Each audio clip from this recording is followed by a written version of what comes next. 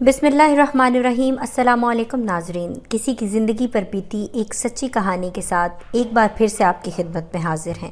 नए आने वाले दोस्तों से गुजारिश है कि अगर आपने अभी तक हमारे चैनल को सब्सक्राइब नहीं किया तो बराए मेहरबानी चैनल को सब्सक्राइब कर लीजिए।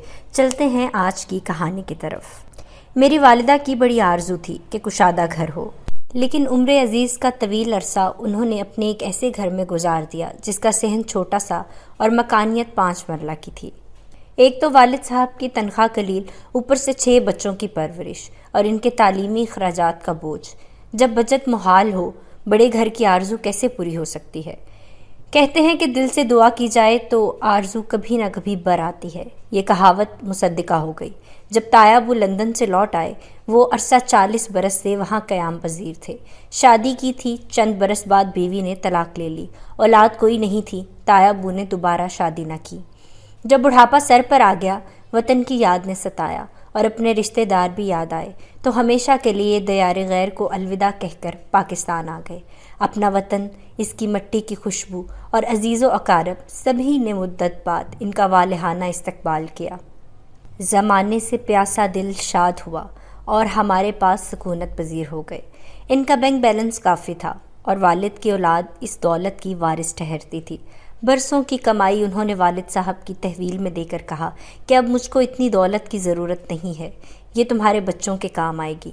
मुझे तो बस 2 वक्त की रोटी और आप लोगों का प्यार चाहिए। जब तक तायाबू ज़िंदा रहे, हम सब ने जी जान से इनकी खिदमत की, इज़्ज़त व तकरीम में कुछ कमी ना आने दी। इनकी उम्र 70 बरस थी। हमारे पास वो सिर्फ 2 बरस ही गुजार पाए कि क़ज़ा का वक्त आ गया और इस दुनिया से रुखसत हो गए। वालिद साहब के गुमान में भी न था कि जो भाई इनसे कभी कभार राब्ता किया करता था अचानक आ जाएगा और अपना सब असासा इनको बख्श देगा। शायद कि तायाबू आए ही इसी वजह से थे कि इनके अपनों के दरमियान आखिरी अयाम गुजारने की ख्वाहिश थी। वो अपनी कमाई भी अपनों की झोली में डालना चाहते थे। ताया की वफ़ात के बाद वालिद साहब ने सब बच्चों के नाम बराबर बराबर हिस्से की रकम जमा करा दी और बाकी रकम वालिदा को देकर कहा कि तुम जिस तरह चाहो इस सरमाए को तसर्रुफ़ में लाओ। अम्मी ने अपनी दरीना आरज़ू का इजहार किया। मुझको उम्र भर एक कुशादा रिहाइशगाह की तमन्ना रही है। इस सरमाए से कोई अच्छा सा कुशादा सहन वाला मकान ख़रीद लें ताकि हवा और रोशनी के लिए तरसी हुई मेरी रूह को सुकून मिल जाए। वालिदा की तमन्ना सिर्फ इन्हीं की नहीं, ये हम सब की ख्वाहिश थी। वालिद साहब ने एक अच्छे इलाके में मकान तलाश कर लिया जो मेरी माँ की ख्वाबों की ताबीर था। यह मकान अम्मी के अलावा हम सबको भी पसंद आया और फ़ौरन ही ख़रीद लिया गया। यूँ मेरी माँ की दुआ कबूल हो गई। मुद्दतों की मुराद बर आई और हम नए घर में शिफ्ट हो गए। पुराने मोहल्ले में तो हम आसपास रहने वालों से खूब वाकिफ़ थे, पैदाइश से लेकर बचपन तक। वहाँ रिहाइश पजीर होने की वजह से कुछ क्लास फेलोज़ और सहेलियाँ भी थीं जिनसे हमा वक्त राब्ता रहता था, लेकिन नई जगह आने से वो अपनायत भरे रिश्ते दूर हो गए। यहाँ सब अजनबी थे। चंद रोज़ नए मकान की सजावट में बीत गए, फिर बोरियत होने लगी। मैं मैट्रिक पास कर चुकी थी, आगे पढ़ने का मेरा बिल्कुल इरादा नहीं था। सारा दिन बेकारी में गुजरता। अब नया घर काटने को दौड़ता। छोटे 2 बहन भाई स्कूल चले जाते। बाजी और अपिया काम काज में मसरूफ़ रहती। बड़ी बहन की शादी हो गई थी। मेरा काम रसाले पढ़ना या फिर टीवी देखना रह गया था। मुझे पढ़ने से शुगफ नहीं था और ना ही टीवी देखने से रग़बत थी। लोगों से मिलकर मैं खुश होती थी। मुझे सोशल होना पसंद था। अम्मी से कहा कि मोहल्ले में निकलिए ताकि यहाँ रहने वालों से जान पहचान हो, कम से कम मोहल्ले पड़ोस में तो आना जाना रहेगा। अम्मी ने साफ इनकार कर दिया कि इस कदर क्या जल्दी है, वक्त के साथ साथ वाकफियत हो जाएगी।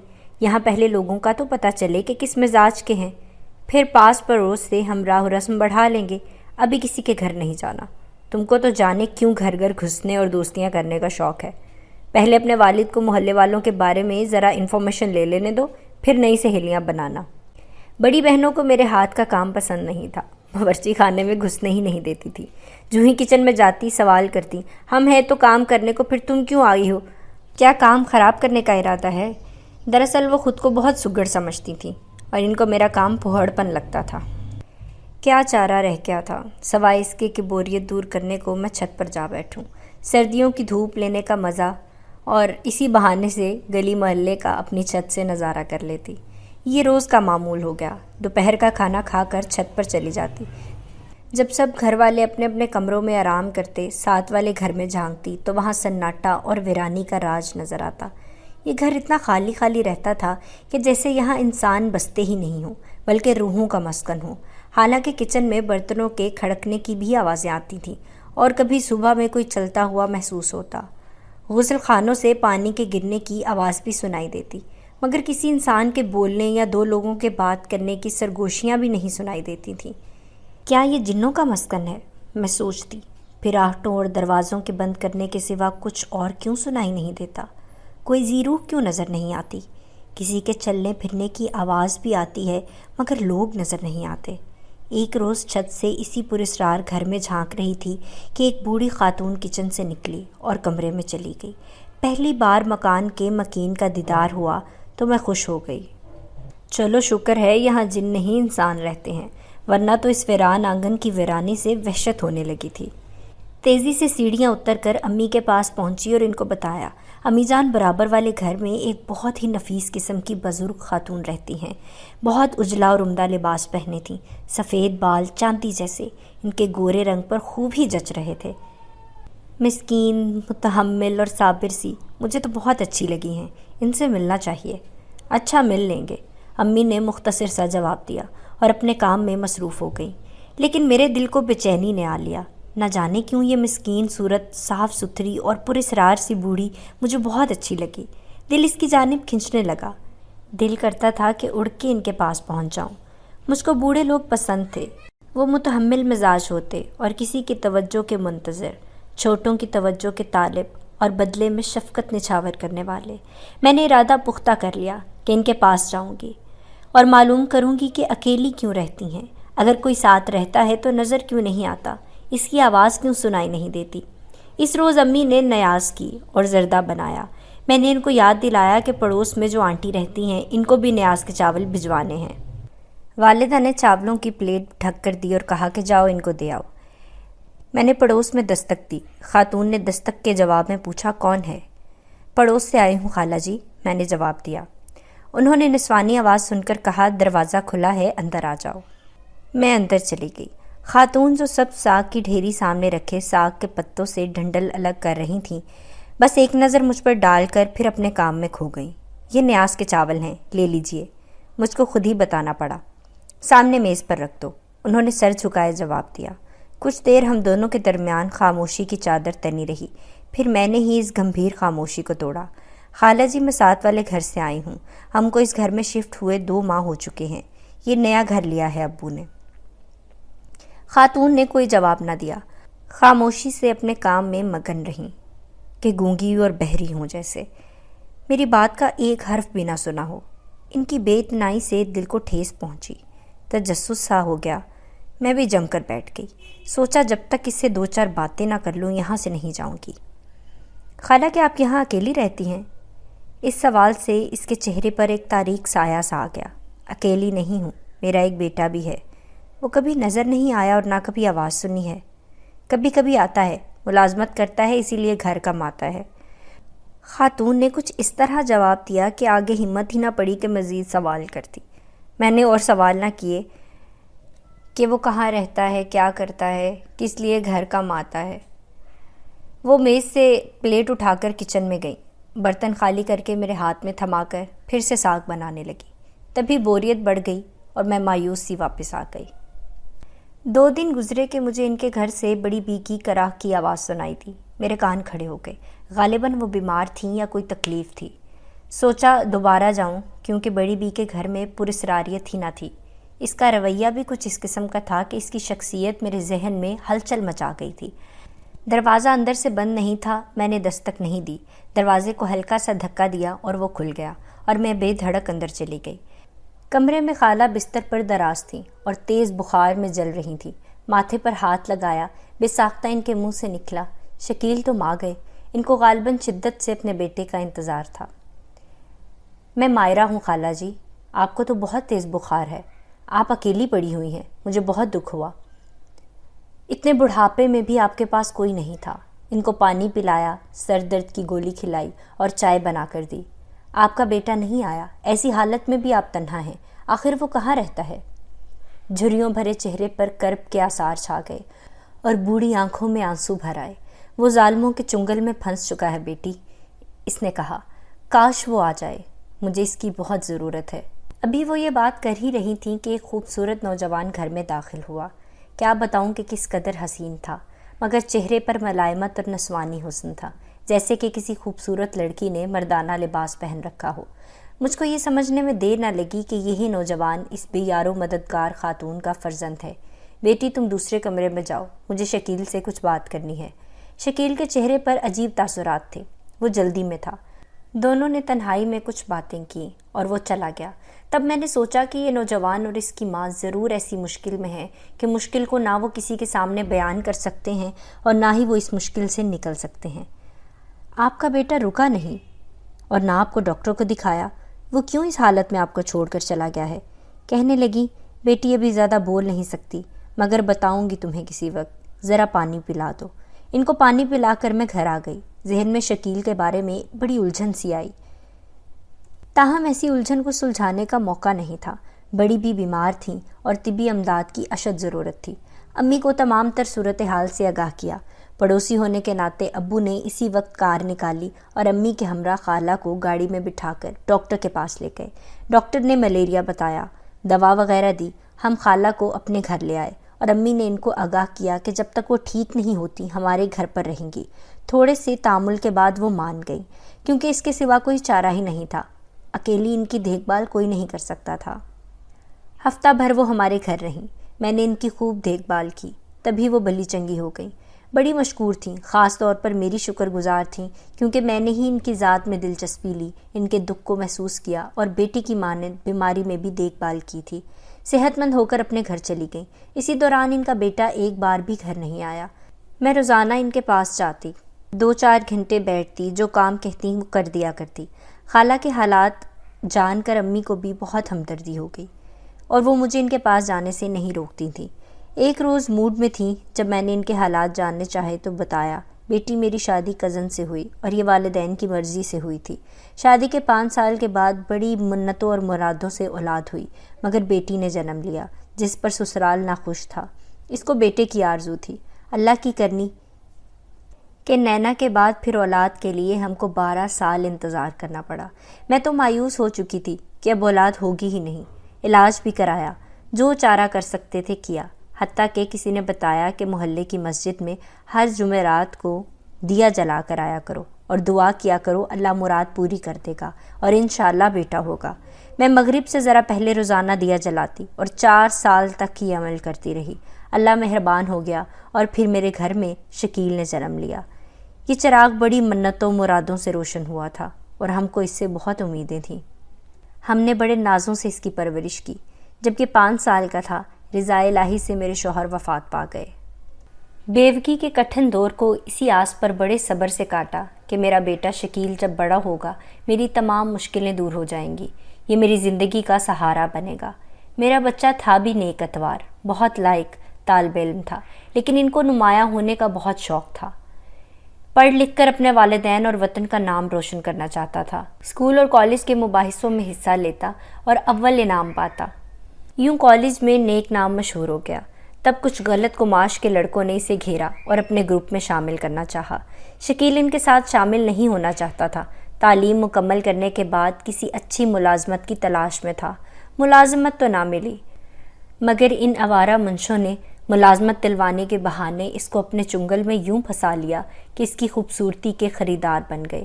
وہ اس کو ساتھ لے جاتے، اچھے اور مہنگے ریسٹورنٹس میں کھانا کھلاتے، عمدہ لباس اور قیمتی پرفیوم خرید کر تحفے میں دیتے۔ رفتہ رفتہ شکیل کے دل میں بھی یہ خیال جاگزیں ہو گیا کہ زندگی صرف یتیمی کے عذابوں میں بسر کرنے اور سسکنے اور ترسنے رہنے کا نام نہیں ہے، بلکہ دولت سے ہی زندگی سنور سکتی ہے۔ انسان کو معاشرے میں عزت ملتی ہے تو صرف دولت سے، چاہے ناجائز ذریعے سے ہی دولت ملے، حاصل کر لینی چاہیے۔ اس کے لیے جائز طریقے سے دولت کا حصول ممکن نہیں تھا۔ کچی عمر تھی، ان غلط قسم کے لوگوں نے اس کو ایک انوکھی ملازمت سے روشناس کرایا۔ وہ اس کو اپنے ساتھ لے جاتے، ان کی ایسی محفل سجتی جس میں خوبصورت لڑکیاں نہیں بلکہ خوبصورت کم عمر لڑکوں کا سودا ہوتا تھا۔ جب شکیل نے ایسی ملازمت سے انکار کیا تو انہوں نے اس کو زبردستی عملے جراحی سے گزارا اور پھر لڑکی نما ماڈلز کا کام دے دیا۔ دوسرے لفظوں میں یہ کہنا چاہیے کہ وہ لڑکا پیدا ہوا تھا، مگر پھر تیسری جنس میں شامل کرنے کو انہوں نے اس کو مجبور کر دیا تھا۔ شکیل اب ان کی خواہشات کا کھلونا بن چکا ہے۔ وہ ان کے چنگل سے بھاگ نہیں سکتا، نہ شادی کر کے گھر بسا سکتا ہے۔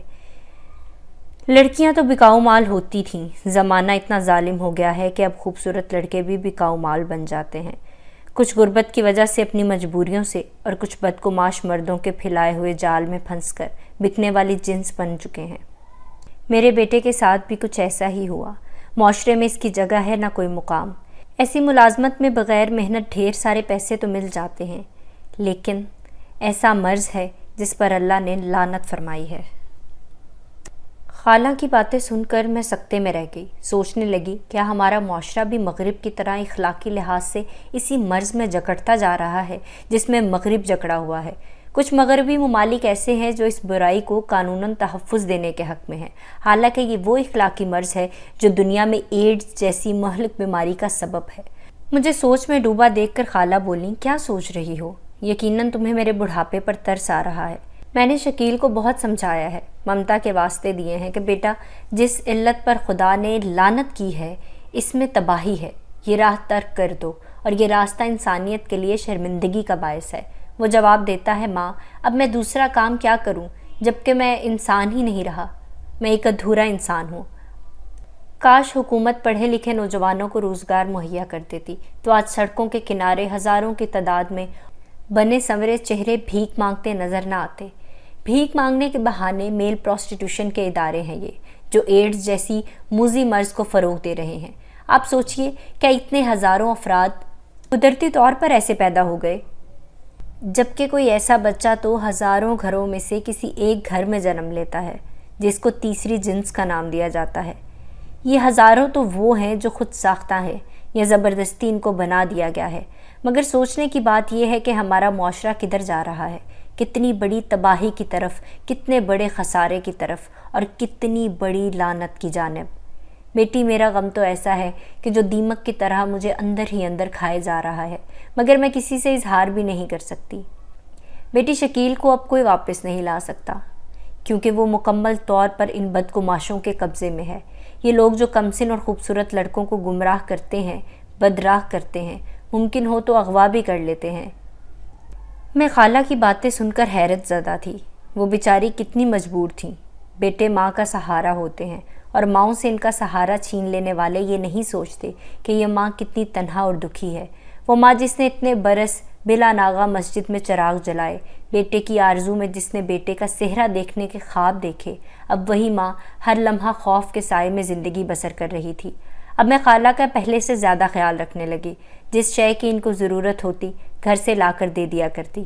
خالہ کو مگر ہر دم اپنے بیٹے کا ہی انتظار رہتا تھا۔